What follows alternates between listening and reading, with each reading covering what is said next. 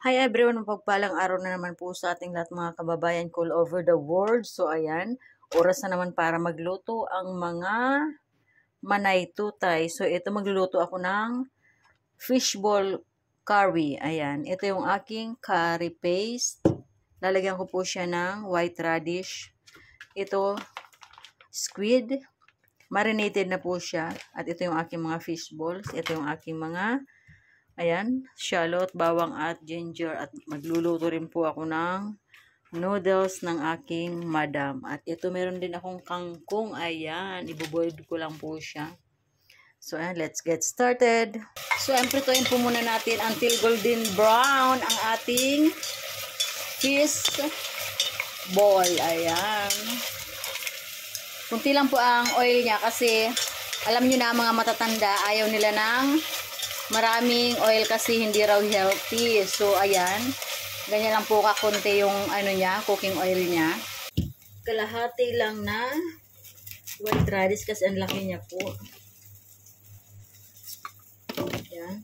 Balatan na natin ang ating white radish. Princess.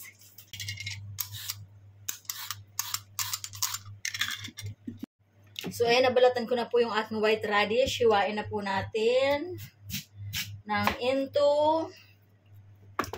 what? Chunk. Chunk nga ba? Ganito lang, square lang. Ganyan. Ay, triangle pala. Ayan o, triangle. Igisa na natin ang ating luya, bawang, at shallot. Ayan. Kunti lang po ang ano niya, mantika kasi, ayan, para healthy. Mekos-mekos. Ayan, mekos-mekos mo na yan, Inday. Then, ilagay na po natin ang ating white radish. Ayan. Mekos-mekos. Yes. Ilagay na po natin yung ating curry paste. Yes. Then, mekos-mekos mo na yan, insan.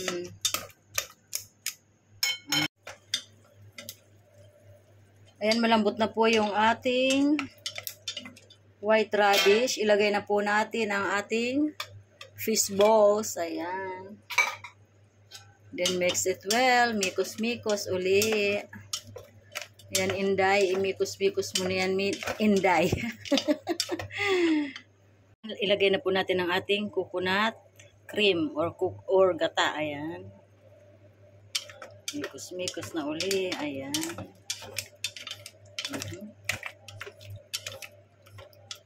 Ilagay ko na po yung aking squid. Ayan. Mikos-mikos uli, Inday. Ayan, luto na po ang aking dish number 1. Fishball curry. Ayan. With white radish and squid. Ito is dish number 2. Boiled ko lang siya ng 3 minutes. Tapos, okay na po. Ganun lang. At ito po yung aking sauce sa nilagang kangkong. Ito ang tawag nila is fouille. Ano po siya? Bean curd, tofu na naka-preserve, manghang. At lalagyan ko siya ng konting sugar. Buksan ko na. Ano po siya? Ayan. Lagyan po natin po yung sauce. Yes.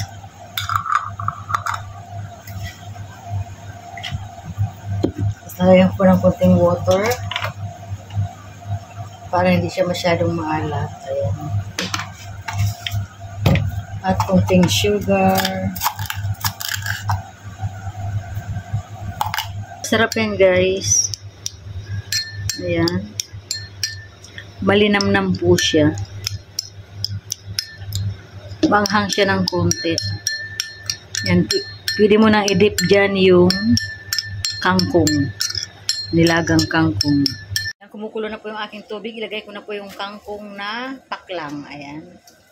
Unahin po natin yung paklang. Paklang po yan sa Bicol. Ayan, paklang. Ng dahon. Yes. Mikos-mikos. Dish number 2, nilagang kangkong. Ayan. 20 minutes later. Yes, and luto na po yung aking fishball curry with white radish and squid. Dish number 1. Dish number 2 is nilagang kangkong. Nilaga ko lang po siya ng 3 minutes.